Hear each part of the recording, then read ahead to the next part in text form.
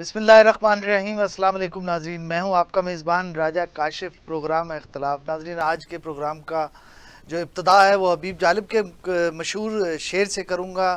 حبیب جالب نے کیا خوب کہا ہے کہ میرے وطن کے فقیروں کو کوئی سلطان بنائے گا، یہ جو خواب دکھائے جاتے ہیں کیا سچ بھی دکھائے گا۔ کبھی ہم نے سنا تھا کہ ریاست ماں جیسی ہوتی ہے، مگر اب لگتا ہے کہ یہ ماں صرف ان بچوں کو ہی گود میں لیتی ہے جو یا تو امیر ہیں یا وزیر ہیں۔ عوام وہ تو صرف مہنگائی کے حساب سے خود کو ایڈجسٹ کرتے جا رہے ہیں، جیسے موبائل فون میں خودکار اپڈیٹ ہو لیکن فائدے کی کوئی نوٹیفیکیشن نہ آئے، بالکل اسی طرح ہی ہے۔ اور جیسے ہم دیکھ رہے ہیں کہ چینی 190 روپے کلو ہو جائے تو غریب کو میٹھے خواب بھی آنا جو ہے وہ بند ہو جاتے ہیں۔ نان روٹی اتنی مہنگی ہو جائے کہ دل کرتا ہو کہ نان کو سرکار کہہ کر سلام کیا جائے، اور بجلی آئے یا نہ آئے جھٹکا پورا آتا ہے۔ اور گیس کا بل تو اب ایسی چیز ہے جس میں گیس کم اور بل زیادہ آتا ہے۔ اور سب سے دلچسپ بات میں یہاں آپ کو یہ بتاؤں کہ حکومتی وزراء جب مہنگائی کا لفظ سنتے ہیں تو ایسے ہنسی اپنی ضبط کرتے ہیں جیسے کسی غریب کی بے بسی ایک لطیفہ ہو۔ ایسا لگتا ہے جیسے حکومت ریلیف صرف پریس کانفرنسز میں دیتی ہے اور اصلاحات صرف غریب کی جیب پر ہی لاگو ہوتی ہیں۔ آئیے ایک نظر ڈالتے ہیں آج کے اس اپنے پروگرام میں ان سوالات پر جو شاید کوئی ٹی وی اینکر نہ پوچھتا ہو، اور کوئی وزیر شاید نہ سنے یہ سوالات، اور شاید کوئی اپوزیشن لیڈر بھی جواب نہ دے گا اس سوالات کا، مگر یہ سوالات ہر عام پاکستانی کے دل کی آواز ہیں۔ کوشش کریں گے آج ہم ان سوالات کا جو ہے اپنے معزز مہمانوں سے جواب لے سکیں۔ ہمارے جو معزز مہمان ہمارے ساتھ اسٹوڈیو میں جنہوں نے جوائن کیا ہے، شہزاد حسن مرزا صاحب ہیں، سینئر پارلیمانی رپورٹر ہیں، سینئر صحافی ہیں، سینئر تجزیہ کار ہیں، بہت شکریہ سر آپ کا۔ ضمیر علی ڈتو صاحب ہیں، سینئر صحافی، سینئر تجزیہ کار، سر آپ کا بھی جزاک اللہ، بہت شکریہ آپ کا بھی۔ اور پروفیسر اعجاز بشیر صاحب ہیں ہمارے ساتھ، سر آپ کا بھی بہت شکریہ، سینئر تجزیہ کار ہیں آپ بھی، آپ سے بھی پوچھیں گے ہم۔ سب سے پہلے ذرا شہزاد مرزا صاحب سے پوچھ لیں، حکومت مسلم لیگ نون کی، حکمران مسلم لیگ نون، سب کچھ ان کا، سب اختیارات ان کے پاس، سب اچھا، سب بہترین۔ بانی پی ٹی آئی کے دور میں بھی ہم نے 3.5 سال دیکھا، ہمیں کہا گیا سب اچھا ہے، سب اچھا بتانا ہے، سب اچھا رپورٹ کرنا ہے، ہم نے سب اچھا رپورٹ کیا، آخر میں ہم نے کیا بھگتا؟ اب بھی ہم سب اچھا رپورٹ کر رہے ہیں، سب اچھا بول رہے ہیں، لیکن کیا عوام اب مہنگائی کے ساتھ زندہ رہنے کی تربیت حاصل کرے؟ کیا لگتا ہے آپ کو، کیا اب ہمیں یہ تربیت لے لینی چاہیے کہ ہم نے مہنگائی کے ساتھ ہی زندہ رہنا ہے؟ کاشف صاحب بہت شکریہ آپ کا۔ آپ کا سوال کا جواب دینے سے پہلے میں تھوڑی سی اس چیز پر وضاحت کرنا چاہوں گا کہ جو اصل سبب ہے مہنگائی کا، دیکھیں مہنگائی جو ہے یہ ورلڈ اوور ایک ایشو ہے، اور مہنگائی ہر ایک جگہ پر مختلف ممالک میں بھی ہوتی ہے۔ بات وہ رٹا مہنگائی کی رٹایا نہیں، سر جواب ایک نہ منٹ دیں ایک منٹ ایک جو منٹ کووڈ کے دنوں میں مجھے نا تھوڑا سا بانی پی ٹی آئی دیتے تھے، سر آپ وہی مجھے رٹا رٹایا سر جواب نون مجھے لیگ کا تھوڑا سا دے رہے ٹائم ہیں۔ دیں گے نا تو پھر آپ کو بات بھی سمجھ جائے گی۔ میں یہ کہنا چاہ رہا ہوں کہ مہنگائی چونکہ ورلڈ کا ایک ایشو ہے، مہنگائی ہوتی ہے، مہنگائی ختم بھی ہو جاتی ہے۔ المیہ کیا ہے؟ المیہ یہ ہے کہ مہنگائی کو ختم کرنے کے لیے جو یہاں پر ہمارے ایوانوں میں لوگ بیٹھے ہیں ان کی نااہلیاں ہیں، اس کی وجہ سے مہنگائی جو ہے وہ ختم نہیں ہو پا رہی۔ دوسری بات یہ ہے کہ آپ کو معلوم ہوگا کہ پہلے اپوزیشن ہوتی تھی، خاص طور پہ جو میجر جو پارٹ تھے ایوان میں، ایک شیر ہوتا تھا اور ایک تیر ہوتا تھا۔ جب کوئی تیر کچھ غلط کرتا تھا تو شیر اس کو کھانے کی کوشش کرتا تھا، اور جب شیر کچھ غلطی کرتا تھا تو تیر اس میں گھسنے کی کوشش کرتا تھا، دونوں کی ناک پر مکھی بیٹھی رہتی تھی۔ مگر اب معاملہ یہ ہے کہ شیر اور تیر ایک ہو گئے ہیں، رہ گئی ایک ایسی اپوزیشن جو صرف ایک شخصیت کے گرد گھومتی ہے۔ تو ایوانوں میں تو پھر مہنگائی کے خلاف، بے روزگاری کے خلاف آواز اٹھانے والا تو کوئی نہیں رہا۔ تو اگر یہ کہا جائے کہ اس وقت جو حکومت ہے وہ اپنے صرف من مانے فیصلوں کے اوپر، چونکہ اسے معلوم ہے کہ اسے پوچھنے والا کوئی نہیں ہے، وہ کسی کے سوال کا جواب دہ نہیں ہے، لہٰذا وہ جس طرح چاہے مہنگائی کرے، جس طرح چاہے وہ بجلی کے ریٹ بڑھائے، اس کے اوپر کوئی بھی سوال نہیں اٹھے گا۔ تو ابھی اسی طرح کی دیکھیں نا سچویشن یہ ہے کہ ہمیں دیکھنا یہ ہوگا کہ اب آپ یہ دیکھیں کہ کچھ عرصہ قبل ہی پارلیمنٹیرینز کی تنخواہیں بڑھائی گئیں۔ میں پارلیمنٹ کو کور کرتا ہوں 333 अरकान में से पार्लियामेंट में से शायद गिनती के उंगलियों पे भी आप गिनेंगे, चंद 1, 2 या 4 या 6 ऐसे मेंबरान असम्बली या सेनेट होंगे जो कमज़ोर की हालत में होंगे, और उनकी कमज़ोरी की भी हालत करोड़ों रुपए में होगी, जबकि बाकी की अक्सरियत जो है वो टाइगोन किस्म के जो लोग हैं वो आके ऐवानों में बैठे हैं। मैं ये कहता हूँ यहाँ पर कि आपने अपने करोड़ों रुपए की माहाना तनख्वाहों में इजाफा कर लिया, बिजली आपको फ्री है, रिहाइश आपको फ्री है, पेट्रोल आपको फ्री है। जब सब चीज़ें आपको फ्री हैं तो आपको इस चीज़ से कोई गरज नहीं कि बाज़ार में चीनी 190 रुपये किलो बिक रही है, बिजली का यूनिट 1 यूनिट 5000 रुपये का आपको पड़ रहा है, इसलिए उनको इस चीज़ से कोई गर्ज नहीं है। अब जहाँ तक आपने अपना सवाल किया, मैं आपके उस सवाल की तरफ आता हूँ। देखिए, वजूहात मैंने बयान कर दी हैं यहाँ पर। अगर इस हवाले से अगर मैं ये बात करूँ कि मौजूदा हुकूमत ये कहती है कि जी पिछली हुकूमत ने ये किया था, जो पिछली हुकूमत थी वो ये कहती रही है कि उससे पिछली हुकूमत ने किया। 78 ईयर्स हो गए हैं इस पाकिस्तान को बने हुए, आज तक हमने नहीं सुना कि आने वाली हुकूमत ने पिछली हुकूमत पे इल्ज़ाम ना लगाए हों। अभी भी बिल्कुल वैसी सिचुएशन है। ठीक है, इन्होंने कहा जी पीटीआई की गवर्नमेंट थी, 3.5 साल उसने कुछ डिलीवर नहीं किया, महंगाई थी, पेट्रोल 70 पे था, 150 तक ले गए। मान लिया जी आप सच कह रहे हैं। आप मुझे ये बताएं कि देखें 15 माह उसके बाद शहबाज शरीफ साहब की हुकूमत रही, फिर तकरीबन 11-12 माह केयर टेकर की गवर्नमेंट रही, अभी 15 माह की, ये 4.5 साल हो गए हैं पीटीआई की गवर्नमेंट को ख़त्म हुए हुए। कितना वक्त आपको और दरकार है कि आप इस आवाम को इस मुसीबत से निकालेंगे? अब यहाँ पर एक बड़ी अच्छी इकनॉमिकली ये गेम चेंजिंग करते हैं। देखें, महंगाई से सब मुतासर नहीं है, महंगाई बहुत लोगों को फ़ायदा देती है। पिस्ता कौन है वो भी मैं आपको बताता हूँ। महंगाई करने वाला, उसको कोई गर्ज नहीं है कि महंगाई क्यों हो रही है, क्योंकि वो ऐवानों में बैठे हैं, और ऐवानों वाले बैठे को कोई पता नहीं कि बाहर आटे का क्या रेट है, पेट्रोल का क्या रेट है। उसने सरकारी गाड़ी में बैठना है, निकल जाना है, सरकारी खाना खाना है, पेट भर लेना है, सरकारी बिस्तर मिलना है, उसने सो जाना है। अच्छा, अब जिसकी पेट्रोलियम की मसनूआत आपने देखा है रातों रात बढ़ी हैं, इस दौरान इस वक्त तक तकरीबन 25 रुपये फी लीटर इन्होंने कीमत इसकी फ्यूल की बढ़ाई पेट्रोल की। उसके ऊपर 78 रुपये 56 पैसे आप देखें लेवी दे रहे हैं सिर्फ 1 लीटर पेट्रोल के ऊपर। अगर वो निकाल दी जाए तो मेरा ख्याल है 195 रुपये फी लीटर पेट्रोल जो है वो इस वक्त बचता है, चूँकि उन्होंने डलवाना नहीं है अपनी गाड़ी में। डलवाना किसने? गरीब आदमी ने। जो पेट्रोलियम मसनूआत का कारोबार कर रहे हैं उनको भी कोई नुकसान नहीं है। इधर से पेट्रोल की कीमतें बढ़ेंगी, उधर से वो अपनी कीमतें बढ़ा देंगे। मारा कौन गया? इस मुल्क का मजदूर। मारा कौन गया? इस मुल्क का दिहाड़ीदार, जिसको ना कोई पूछने वाला है, ना यहाँ पे जो इस वक्त हुकूमत हमारी चाह रही है, ना उनको इस वक्त गर्ज है। यहाँ पर जो बजट है वो हम IMF से अप्रूव करवाते हैं। IMF के लिखा लिखाया बजट बाहर से आता है और हम सिर्फ ऐवान में उसको पढ़कर पेश कर देते हैं कि जी ये हमारा बजट है। तो लिहाजा मैं तो ये समझता हूँ कि ये हुकूमत वक्त की ना अहली है, ना और उनकी कमज़ोरी है, जिसकी वजह से यहाँ पर पूछने वाला कोई नहीं। मैं यहाँ पर एक सवाल करता हूँ राना तनवीर साहब से, जो इस वक्त सनत और पैदावार के वज़ीर हैं। उन्होंने एक इजलास किया था, उसमें कहा जी हम शुगर माफिया के ख़िलाफ़ कार्रवाई करेंगे, शुगर की कीमतों को नीचे लाएंगे, गन्ने की जो फसल है उसको हम रेट देंगे। कहाँ गया वो इजलास? कहाँ गए वो सनतकार? कहाँ गया वो शुगर माफिया? हमने तो नहीं देखा कि अभी तक आपने शुगर माफिया के ऊपर कोई कंट्रोल किया है।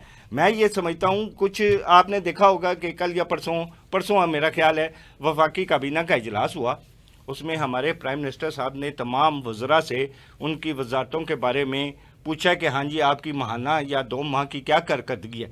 मैं यहाँ ये अपने वज़ीर आज़म जनाब मियाँ शहबाज शरीफ साहब जो हर दिल अजीज़ है मुझे, मैं सवाल करता हूँ उनसे कि आप ये बताएं क्या कारकर्दगी आपने उन वज़रा से ली है। आप मुस्लिम लीग नून के बीट कर रहे हैं, आपने हमसे वादा किया था कि बजट में रिलीफ देंगे, बजट का रिलीफ भी नहीं मिला। उसके बाद महंगाई की ये सूरत हाल है कि 190 रुपये किलो चीनी, तो वो मीठे ख्वाब भी बंद हो गए अब तो गरीब आदमी को आने। बिल्कुल इसी तरह मैं वाकई शर्मिंदा हूँ। चीनी माफिया, मैं बड़ा दावेदार था कि ये हुकूमत जो है ज़रूर आवाम को रिलीफ देगी, लेकिन मैं खुद अब आप सरेंडर कर गए आपने। नहीं मैं देखें जो हकीकत है वो हकीकत है। मैं जरा आगे ज़मीर साहब की तरफ आऊँ। ज़मीर साहब, आटा 160 रुपये किलो, वो क्या मैंने अपने इंट्रो में कहा था कि रोटी को अब सरकार कहने को दिल करता है। क्या लगता है आपको कि ये काम नीचे भी आएगा या सिर्फ ऐसे ही ऊपर ही जाता रहेगा? रोशनी की रफ्तार से भी तेज हो जाएगा काम महंगाई का? बहुत शुक्रिया काशिफ साहब। एक तो آج آپ نے جو موضوع چنا ہے اس پر میں سوچ رہا ہوں آپ کو خراج تحسین پیش کروں، ساتھ میں ایک ریکویسٹ اور بھی ہے. یہ کوئی 2-4 گھنٹے تک اگر اس کا ٹائم بڑھا دیں تو شاید ہم اپنے دل کی باتیں کچھ کر پائیں، ورنہ تو ہماری کوئی وہ بھی ابھی آپ سنیں گے نہیں تو پروگرام کا وقت ختم ہو جائے گا. دیکھیں، روٹی، چینی، چاول، دالیں، جتنی دکھ بھری داستان ابھی آپ کو شہزاد حسن مرزا صاحب نے سنائی ہے، یہ کیونکہ حکمران جماعت کے ایک رپورٹر ہیں، بیٹ رپورٹر ہیں. اگر آپ کسی منسٹر سے پوچھتے، اس نے بھی آپ کو اتنی دکھ بھری داستان سنانی تھی.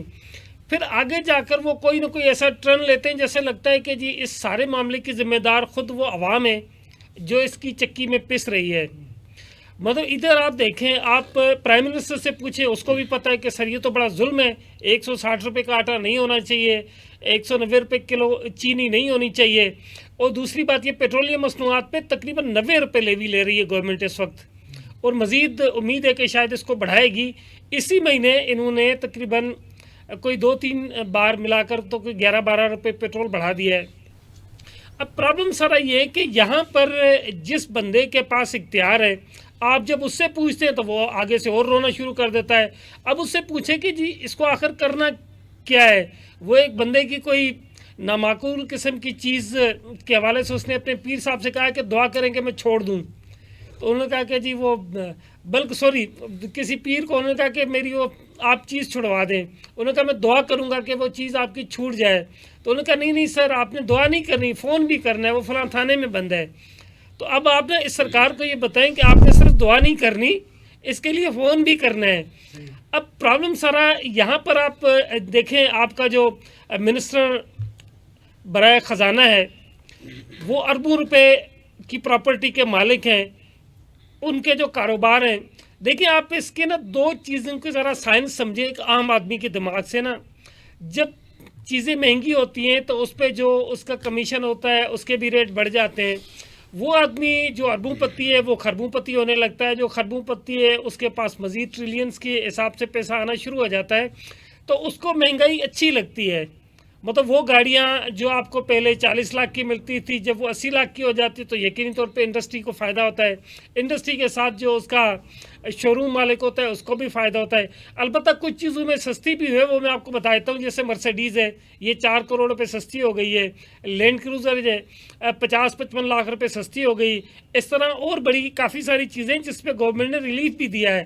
اب عام آدمی کو کیا ضرورت ہے وہ چینی اور آٹا اور ان چیزوں میں پڑا ہوا ہے، وہ کیک کھائیں، بسکٹ کھائیں.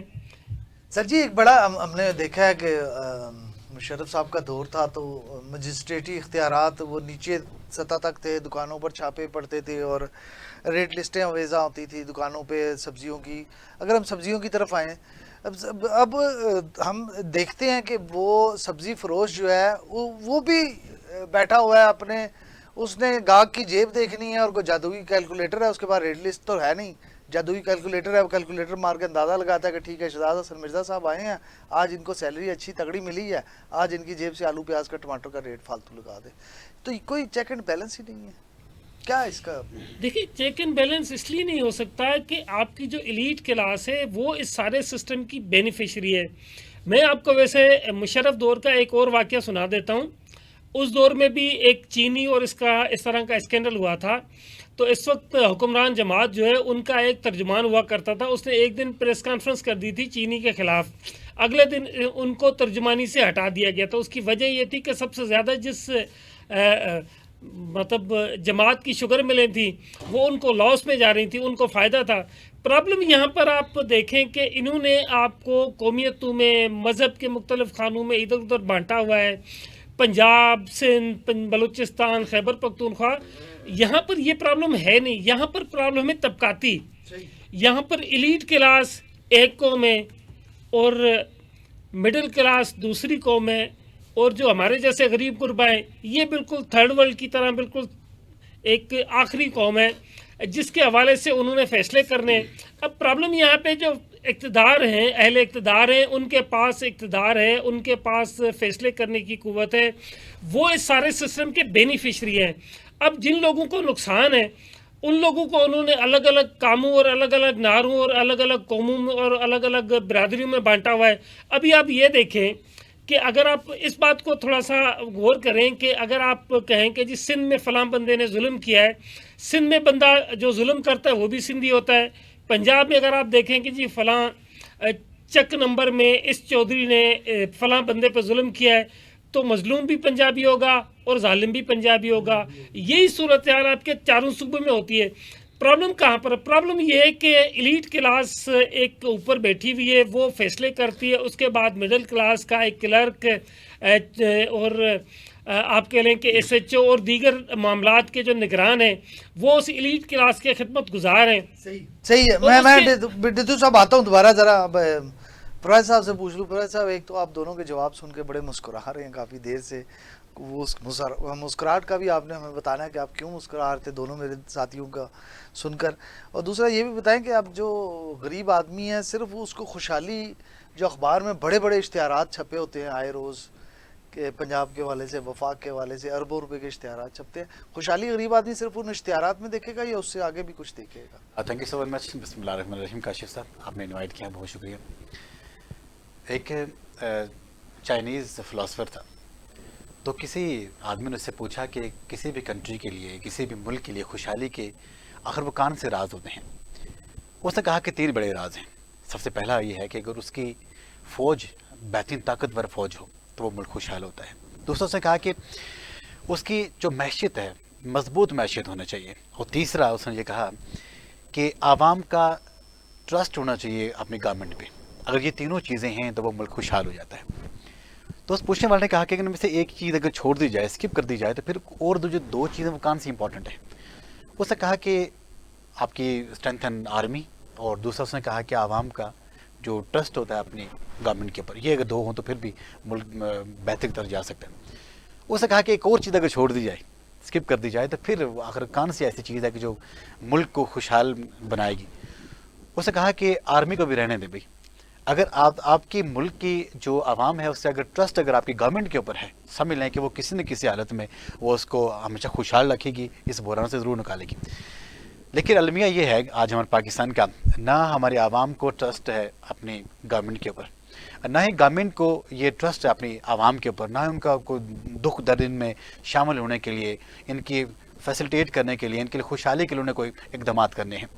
آپ نے یہ دیکھا کہ لاسٹ میں جب IMF کی طرف سے یہاں پہ آپ کو ایک انسٹالمنٹ ملی تو ہمارے تمام وزراء انہوں نے کس طرح چیخ و پکار شروع کی تھی، خوشی کے نعرے لگانا شروع کر دیے کہ ہم نے ہندوستان سے وہاں پہ وار جیتی، اور اب دیکھیں ایک دفعہ پھر اکراس دا ورلڈ ہماری نامینیشن ہوئی ہے، اور ایک دفعہ پھر ہمیں وہ ریلیف مل گئی ہے، وہ ایڈ ہمیں یہاں پہ مل گئی ہے.